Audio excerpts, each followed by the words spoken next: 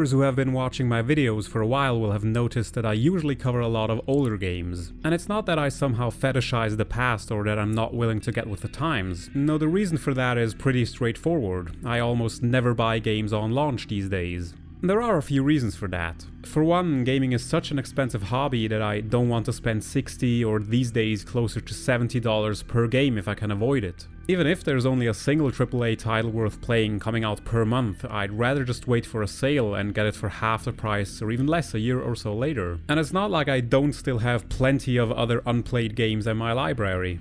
Another reason why I typically wait a while to buy a game is that perennial news story about a game coming out in a less than stellar state. Especially PC versions seem to often suffer from plenty of bugs thanks to the practice of developing and optimizing them for consoles first and then porting them to the PC. And I simply don't want to bother with either unfinished or outright broken games, when I can instead wait for a year for the developers to iron out all the bugs. To me as a customer, this seems like a win-win situation. I get a fully patched and fixed game at a reduced price. And this is a practice that I've been keeping up for close to a decade now. During that time, there have only been 2 games that I've purchased on launch. And one of them is Deathloop. You might ask yourself why I would even deviate from this behavior when I have literally hundreds of unplayed games in my library. And I guess it just comes down to the fact that I've just come to love Arkane's games so much. Ever since I've played the first Dishonored game in early 2020, I just couldn't get enough of their games. I binged through Dishonored, its DLC, Dishonored 2, and Prey in only a few short weeks. I just love how these games offer a lot of player freedoms to tackle problems in a variety of ways, how you can get creative with the environments, and how they're full of little details that most linear blockbusters or by-the-numbers open-world games simply can't manage to implement. In short, in combination with Deus Ex Human Revolution, these games were what made me fall in love with immersive sims. You know, games that don't just give you individual puzzles or challenges to beat in exactly one way. They simply define a few rules and have everything within the game abide by those rules and just let you play around with those rules. Unfortunately, games like these require a lot of development time to get right. Whipping up these simulated worlds isn't something you can do in an afternoon. It takes effort and manpower that simply puts these types of games outside of the reach of smaller developers. And regrettably, historically they also tend to sell far below what they should, considering that most of these games end up becoming hugely influential, or at least cult classics in the long run. So I guess buying Deathloop on day one can be considered an act of penance on my part for having derived so much enjoyment out of Arkane's previous games while paying less than $40 combined for the privilege. Because an act of penance it was. Now that's not to say that I consider the money I've spent wasted on this game, absolutely not, I love this game. But that second part of my mantra, cheaper and fully patched, really reminded me why I usually don't buy and play games on launch. Because unfortunately Deathloop is very buggy, or at least it was closer to launch. Now stop right there, don't just conclude that this means that you shouldn't buy and play Deathloop. You absolutely should, and I will get to why in a moment, but I have to preface here that it's just inexcusable to release a game in a state like this.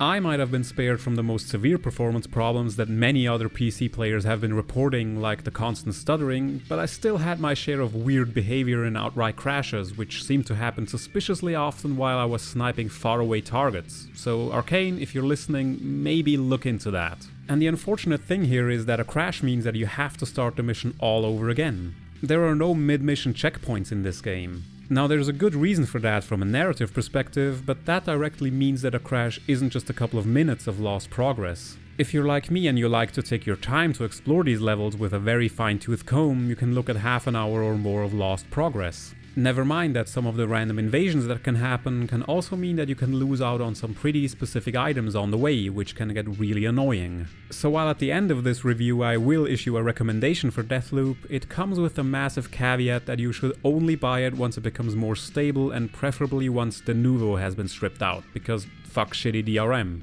And even though I do really like Deathloop, I will also be issuing some criticism here, so this isn't just some drawn-out fanboy ode to Arkane. With this lengthy preface out of the way, let's finally dive into Deathloop proper. At its core, Deathloop seems like a natural continuation of the path Arkane has taken with their previous titles.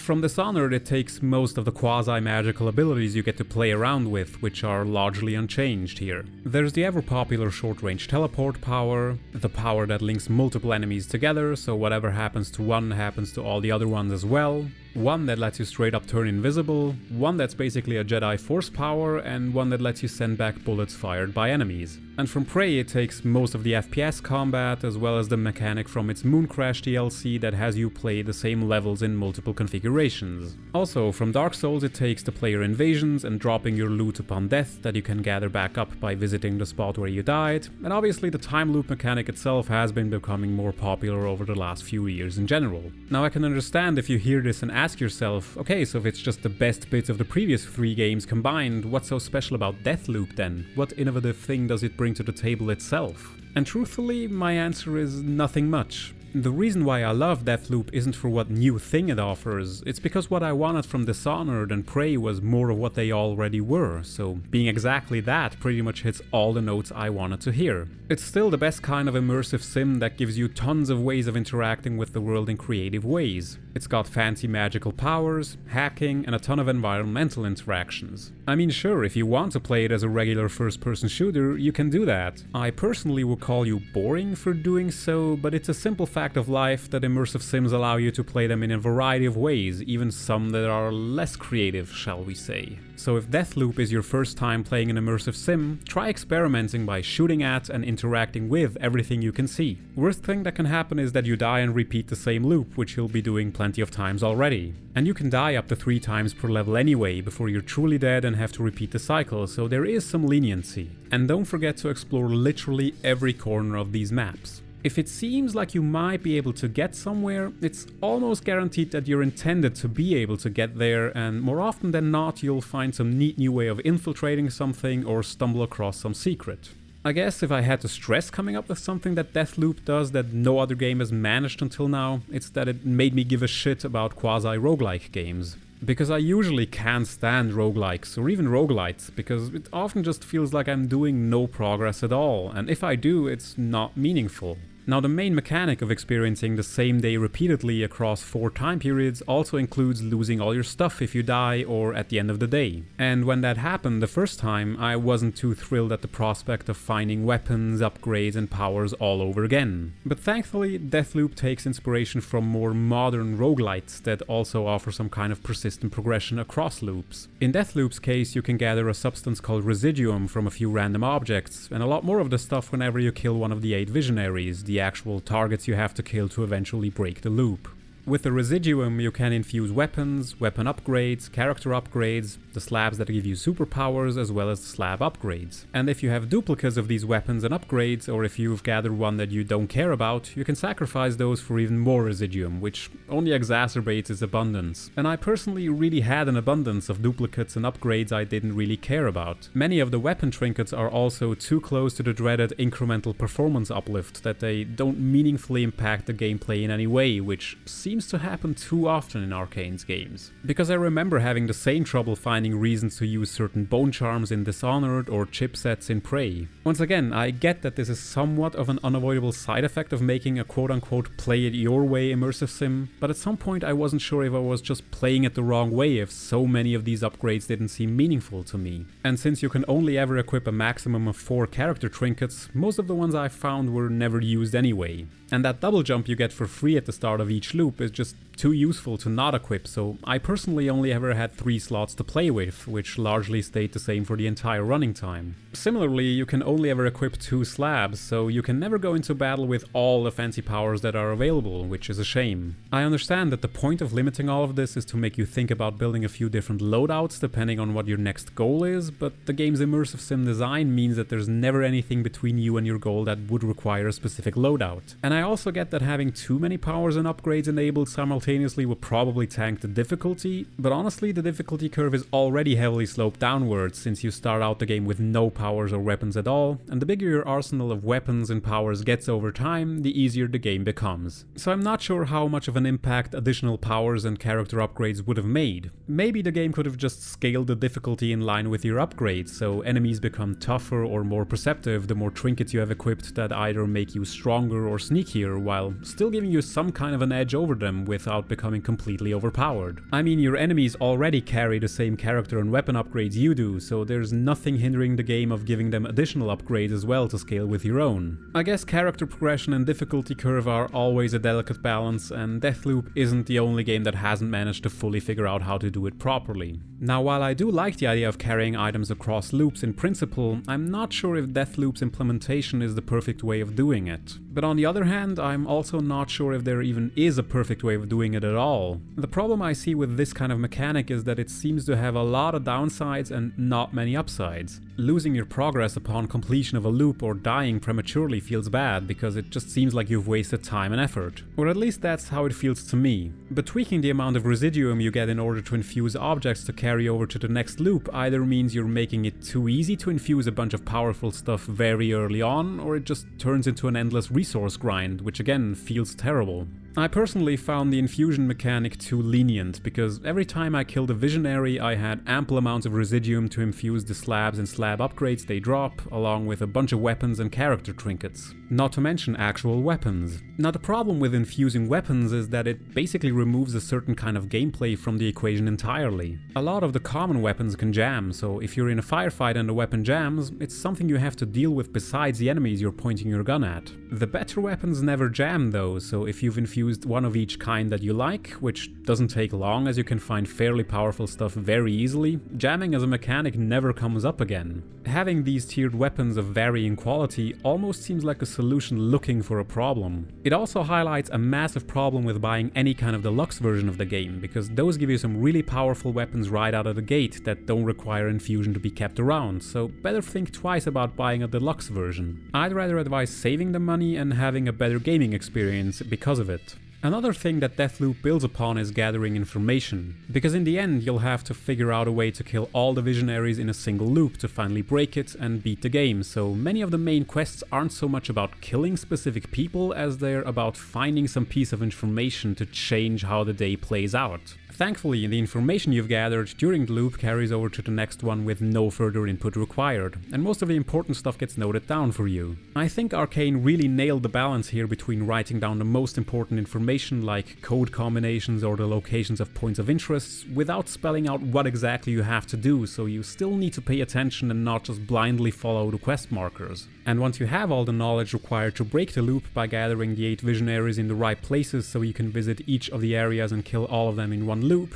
the game hands you the plan of attack, so there's no needless trial and error. It feels like Arcane did a lot of thinking about how they can avoid wasting the player's time here, and ensure that they're not getting stuck doing loops over and over again, or getting too complex with things done earlier in the day affecting the outcomes of later stages. Because I can certainly see how this could have easily spiraled out of control.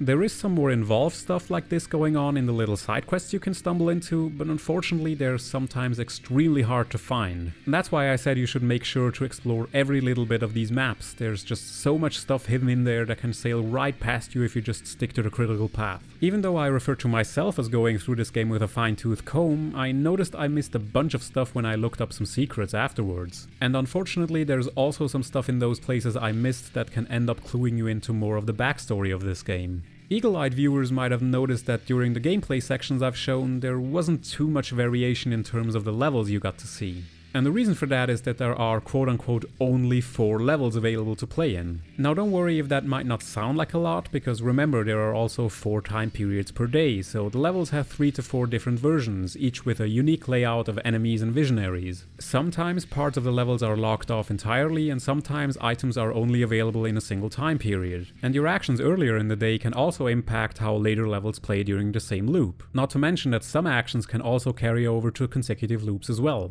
So while the basic layout of these 4 levels largely remains the same, there's always new stuff to explore, new secrets to find, and new puzzles to solve. And I honestly have to say that I really like this aspect of the game a lot. It's basically built-in replayability while you're still playing the game for the first time. And it only further entices players to explore every nook and cranny of these levels. I feel like that's what Dishonored was lacking somewhat. Once you were done with a mission, you couldn't just go back to that map and explore some more to find additional stuff. Prey sort of fixed that by just giving you an open sandbox with the Telos 1 space station that also evolved over time, but Deathloop goes a step beyond by giving players who are good at memory memorizing enemy locations an edge when attempting to sneak through a level unseen. It's really the best of both worlds in terms of action and stealth gameplay I've seen in a long time, because it rarely tells you that you have to be stealthy, and yet being discovered doesn't feel like a failure. And given that you can save scum your way through these levels to a picture-perfect stealth win, you have to deal with the fallout of your mistakes, which I really like a lot. But one thing that the levels do lack a bit is a sense of uniqueness or wow factor.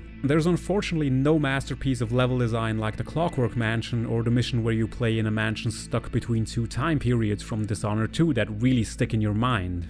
Now, one thing that Arcane Lyon, the studio responsible for the Dishonored games and now Deathloop, never really managed to do for me is capture me with their narratives. As much as I like their games for their gameplay, only Prey managed to make me give a shit about what I'm doing and why, and that one was developed by the studio in Austin, not the one in Lyon. And unfortunately, Deathloop somewhat drops the ball here as well. Now, the general writing is excellent. The visionaries all have plenty of personality that comes through both in written documents as well as in the voice-acted portions. All the other enemies are mostly just kinda there, but their dialogue is serviceable enough as well. But it pains me to say that there's really not much in there in terms of payoff when you finally succeed and beat the game. Narratively, the game is simply about breaking this Groundhog Day style loop. There is more backstory about the island of Black Reef, where this game takes place, and its history, but a lot of it is left entirely unconfirmed. The origin of the time anomaly on the island is never revealed, what happens in the outside world is unknown, and even the ending when you finally do break the loop and get out is more tied to the relationship between the player character Colt and Juliana, the girl who acts as the main antagonist who can invade your missions as either another NPC enemy or controlled by another player if you've enabled online mode. But a lot of this stuff is only ever hinted at.